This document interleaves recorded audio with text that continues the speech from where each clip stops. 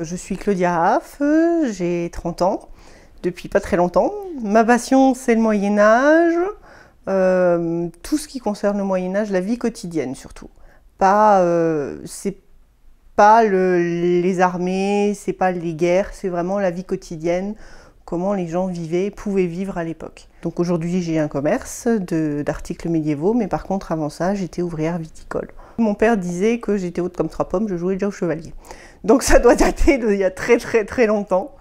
Les premiers dessins animés que j'ai pu regarder qui m'ont réellement passionnée, c'était toujours sur le Moyen-Âge, les 3 mousquetaires qui eux sont plus tardifs, mais c'était toujours un petit peu cap et d'épée, voilà. Ce qui m'attire réellement au niveau de la vie quotidienne, c'est de savoir comment ils mangeaient, comment ils vivaient, leurs moyens techniques. Déjà, savoir s'ils avaient par exemple des charrettes ou pas, enfin voilà, vraiment les moyens techniques qu'ils pouvaient avoir et voir comment on a pu évoluer par rapport à ça. L'idée d'ouvrir un magasin comme celui-ci m'est venue en 2004. C'est-à-dire que c'était la première fois que j'allais sur une fête médiévale, réellement. Et je me suis retrouvée là-bas, je me suis sentie très bien, comme à la maison. Et c'est à ce moment-là que je me suis dit, ce serait vraiment bien d'avoir un endroit où on trouve ça, mais tout le temps. Pas juste une fête de temps en temps. Et du coup, je me suis dit, oh ben tiens, ce serait une idée. Mais à l'époque, j'avais un travail, donc j'ai laissé mûrir, j'ai laissé ça dans un coin de ma tête. Et il y a 3 ans, je suis partie de mon travail. J'avais envie de changement et je me suis dit que voilà, c'était le moment. Alors dans la boutique, on peut trouver des vêtements, des bijoux, des accessoires, des arts de la table aussi, des livres qui expliquent comment ils pouvaient vivre à l'époque, des bijoux de tête, des coiffes, tout ce qui est articles en cuir. Si on voulait par exemple vivre comme à l'époque, on peut le faire. Il y a des chaises de camp, vraiment des articles de calligraphie, vraiment de tout.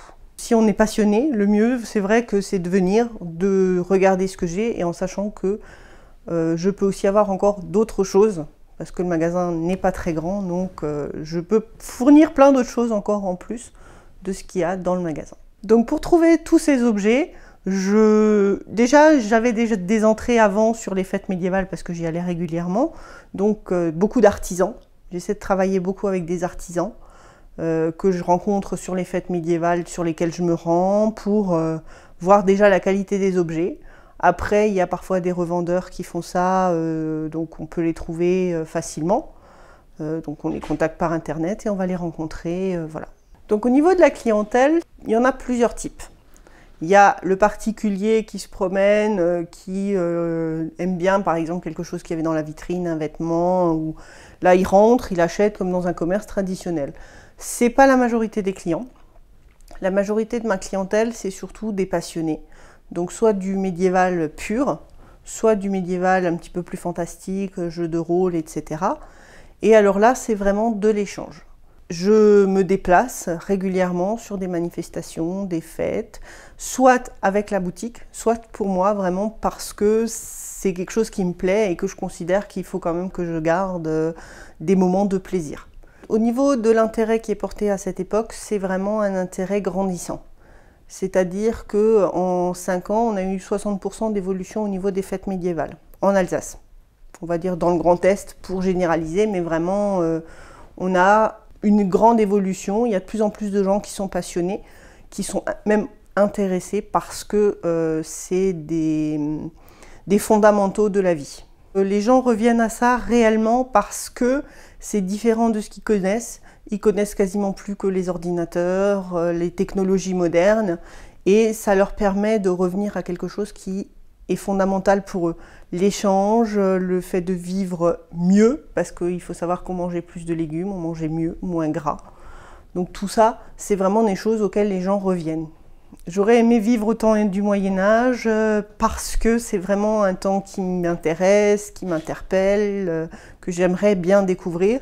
Et en même temps, le confort moderne comme l'eau courante et l'électricité, je pense qu'aujourd'hui, on n'est plus réellement capable de s'en passer.